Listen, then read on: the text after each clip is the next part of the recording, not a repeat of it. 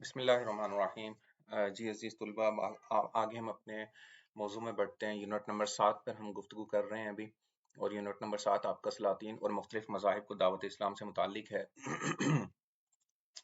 اس میں آپ دیکھیے، گزشتہ جو بھی تفصیل میں آپ کو بتا رہا تھا کہ شروع میں تعارف پڑھیں، یونٹ کے مقاصد پڑھیں۔ مقاصد میں آپ کو پتہ لگ جائے گا کہ آپ نے اس یونٹ کے اندر کن کن چیزوں کے اوپر زیادہ فوکس کرنا ہے، ٹھیک ہے۔ اور وہ پھر وہی مقاصد آپ کے نیچے ایکسرسائز جہاں پہ خود آزمائی ہے آپ کی، وہاں پہ چلے جائیے تو آپ کو یہ مطلب ایک ہی مواد اور ایک ہی موضوع نظر آئیں گے، یہاں پہ ایک ہی طرح کے موضوعات نظر آئیں گے، کیونکہ خود آزمائی میں جب مقاصد میں ہم اس بات کی وضاحت کر رہے ہیں تو خود آزمائی میں بھی ہم انہی چیزوں پہ فوکس کر رہے ہیں۔ تو اب آپ دیکھیے، اگر سب سے پہلے مقاصد پر آئیے، تعارف ہے۔ میں نے آپ سے کہا تھا ہر یونٹ کا تعارف جو ہے وہ آپ اس یونٹ کے سوالات کے شروع میں لکھ سکتے ہیں۔ تو اس میں اب دیکھیے، یہی آپ کے سوال ہیں جو آپ نے تیار کرنے ہیں لانگ کوسچن کے حوالے سے۔ پہلے سوال آپ کا کیا بن رہا ہے؟ سلاطین و مختلف مذاہب کو دعوت اسلام کی ضرورت اور اہمیت اور مکالمے کی دعوت مثال کو بیان کر سکیں، تو آپ نے کرنا ہے اس کو، ٹھیک ہے۔ یہ لانگ کوسچن ہو جائے گا آپ کا۔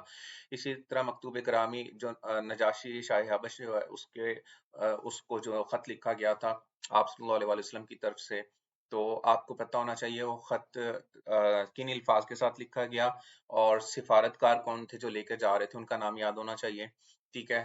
اور وہاں پر جب خط پیش کیا گیا تو رد عمل کیا تھا بادشاہ کا، ٹھیک ہے، اور اس نے آگے سے کیا الفاظ استعمال کیے۔ مطلب یہ ساری چیزیں آپ کے ایک طرح سے لانگ کوسچن، اور یہی ایم سی کیوز میں بھی کنورٹ ہو جائے گا آپ کا، کون کون سے سفیر تھے جو کون کون سے بادشاہ کے پاس جا رہے تھے۔ تو اسی طرح مکتوب گرامی بنام کیسر شاہ روم ہو گیا، پھر مقوقس مصر کا جو بادشاہ اس کی طرف ہے، پھر اسی طرح حاکم بحرین کی طرف جو ہے خط لکھا گیا، اسی طرح کسرا جو تھا ایران کا بادشاہ تھا، جس نے آپ صلی اللہ علیہ وسلم کے خط کو چاک کر دیا تھا، پاٹ دیا تھا۔ تو اسی طرح طائف کے وفد سے آپ صلی اللہ علیہ وسلم کا جو مکالمہ تھا اس کی وضاحت ہے، اور اسی طرح اہل نجران سے مکالمہ ہے، اور اس مکتوب اہل نجران کے نام تھا اس کی وضاحت کرنی ہے آپ نے۔ یہ سب آپ کے لانگ کوسچنز بن رہے ہیں،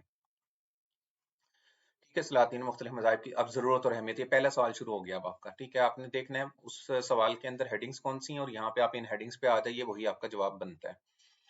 اب دیکھیں، اس کے اندر شروع میں آ رہا ہے کہ مکتوب گرامی جو ہے وہ ڈاکٹر حمید اللہ کے بیان کے مطابق جو ہے تقریباً 350 مکتوب اور معاہدات یکجا کیے گئے ہیں۔ تو آپ کو یہ ایم سی کیوز یاد ہونا چاہیے کہ ڈاکٹر حمید اللہ نے کتنے بیان کیے ہیں، ٹھیک ہے۔ 350 بیان کیے ہیں، ٹھیک ہے۔ مولانا محبوب رضوی جو ہیں انہوں نے کتنے بیان کیے ہیں؟ انہوں نے 300 بیان کیے ہیں۔ تو یہ ایم سی کیوز بن رہے ہیں آپ کے، ٹھیک ہے۔ اور پھر یہ ہے کہ گزشتہ 2 صدیوں میں، ٹھیک ہے، آپ صلی اللہ علیہ وسلم کے کتنے مکتوب اپنی اصل حالت میں دستیاب ہو چکے ہیں؟ 6 دستیاب ہو چکے ہیں، آپ کو پتہ ہونا چاہیے، ٹھیک ہے۔ کس کس کی طرف لکھے گئے ہیں؟ ٹھیک ہے، یہ 6 بادشاہوں کے نام یہاں پہ لکھے ہوئے موجود ہیں۔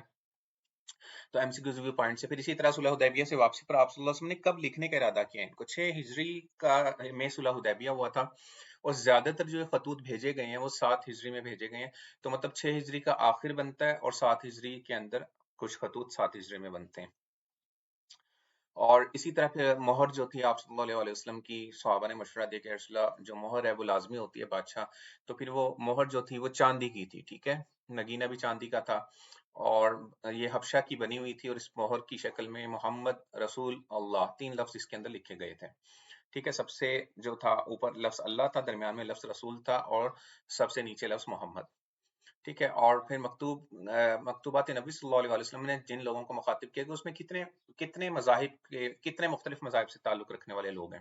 تو اب دیکھیں، یہ بھی آپ کا ایم سی کیو بھی پوائنٹ سے امپورٹنٹ ہے کہ کتنے مذاہب سے؟ 4 مذاہب تھے، مشرکین، مسیحیت، یہودیت اور مجوسیت، جو آگ کی پوجا کرنے والے لوگ ہیں۔ تو سب کو مخاطب کیا گیا اس میں، ان خطوط میں، ٹھیک ہے۔ اور آپ صلی اللہ علیہ وسلم نے اپنے نام کی خصوصیت کے ساتھ کیا لکھا؟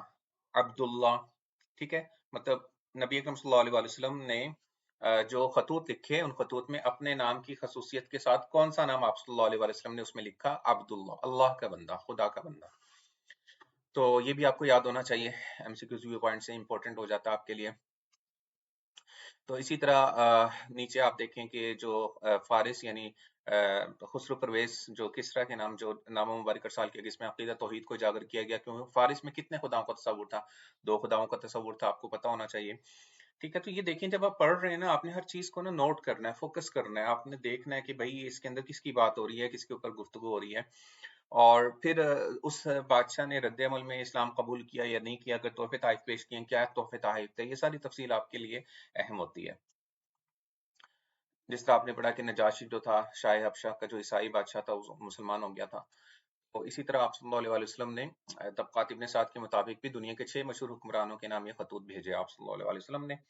اور پھر یہاں پہ وہی بات آ رہی ہے جو ابھی میں پہلے کر چکا ہوں کہ 6 ہجری کا آخر بن رہا تھا اور 7 ہجری کا آغاز بن رہا تھا۔ تو کچھ کے نزدیک 6 ہے، اور لیکن زیادہ تر کے نزدیک 7 ہجری ہے۔ غیر مسلم بادشاہوں سے مکالمہ جو ہے اس کی ایک دعوتی مثال جو ہے، پھر اس کے اندر مزید تفصیل ہے، آپ اس کو پڑھ لیں، کس کے پاس کس کس کو بھیجا گیا، ٹھیک ہے، وہ آپ کو نام ان سب کے معلوم ہونے چاہیے۔ اب آ جاتا ہے مکتوب گرامی بنام نجاشی شاہ حبش جو تھا، ان کے نام جو ہے آپ صلی اللہ علیہ وسلم نے عمر ابن امیہ زمری کے ہاتھ حضرت جعفر بن ابی طالب اور ان کے دیگر ساتھیوں کے بارے میں شاہ حبشہ کو یہ گرامی نامہ ارسال فرمایا، ٹھیک ہے۔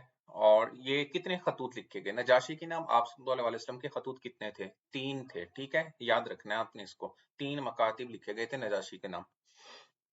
الفاظ کیا تھے وہ آپ اچھے سے پڑھ لیں اس کو۔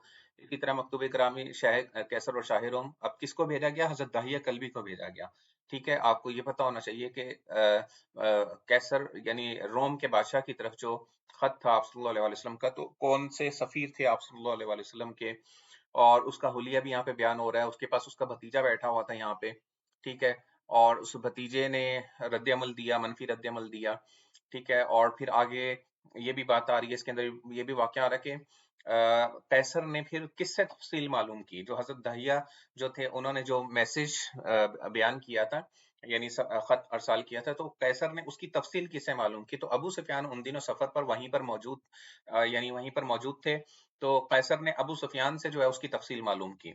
ابو سفیان اس وقت مسلمان نہیں ہوئے تھے، لیکن انہوں نے آپ صلی اللہ علیہ وسلم کی جو خصوصیات تھیں اس کو سچ کے ساتھ بیان کیا اس وقت، ٹھیک ہے۔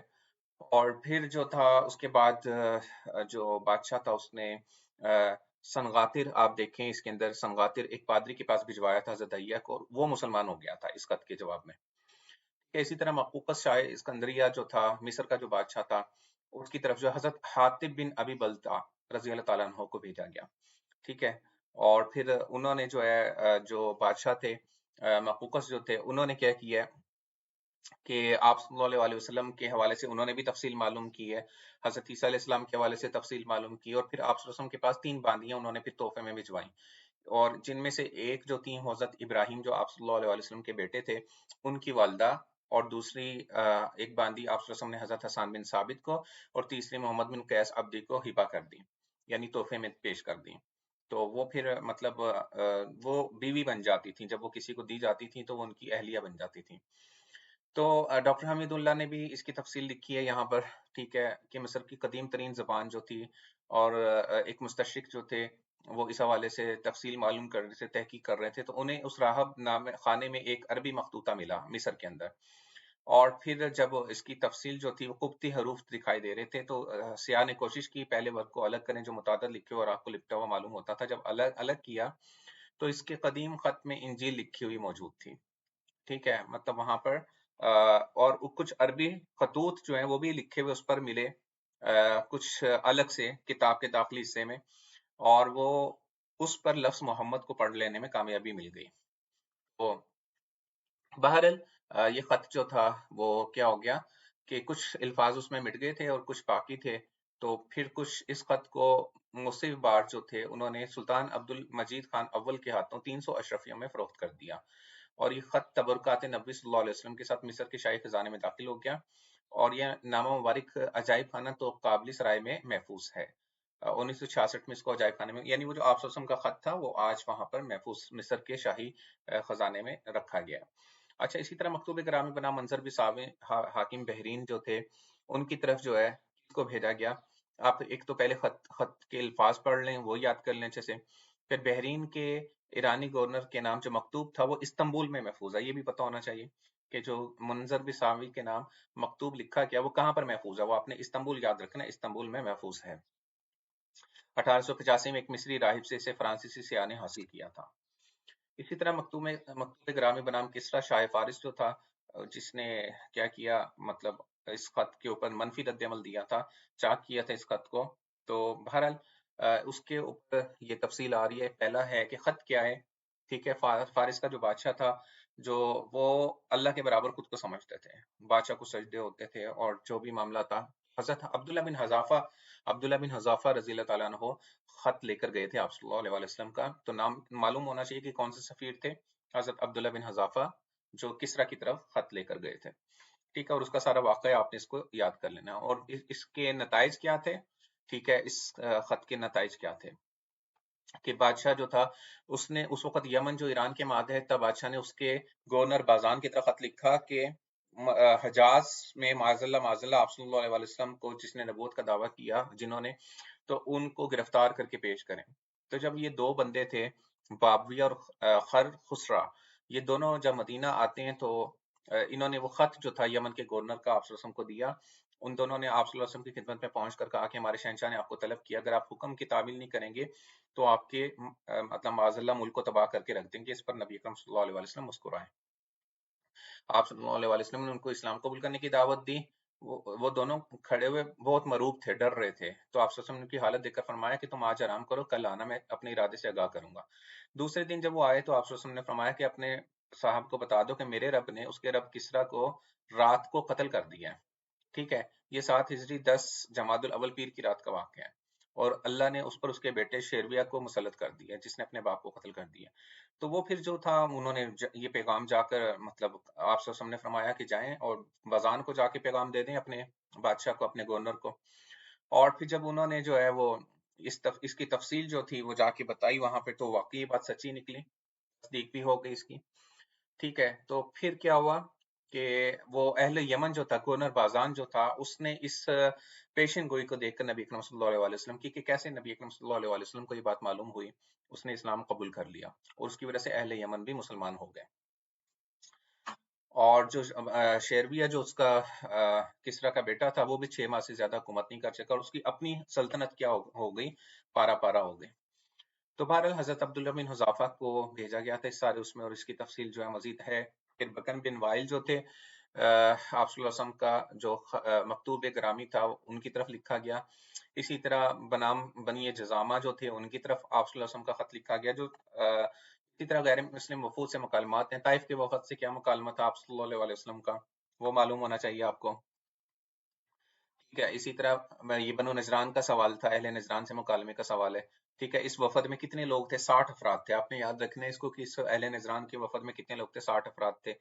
تو اسی طرح میں نے کہا نمبر آ جائیں، فگرز اور کسی طرح کی انفارمیشن آتی ہے، پرسنالٹیز کے نام آتے ہیں M C Qs viewpoint سے، اور شارٹ پیراگرافز جو ہیں وہ آپ کے مطلب جو تھے آپ کے شارٹ کوسچن بن سکتے ہیں، اور لانگ کوسچن تو ظاہر آپ کا ہے ہی ہے. ٹھیک ہے، تو بہرحال خلاصہ بحث ہے ان خطوط کے اثرات کیا مرتب ہوئے، یہ بھی آپ کو معلوم ہونا چاہیے. اور اس طرح سے آپ کا یہ یونٹ کمپلیٹ ہے.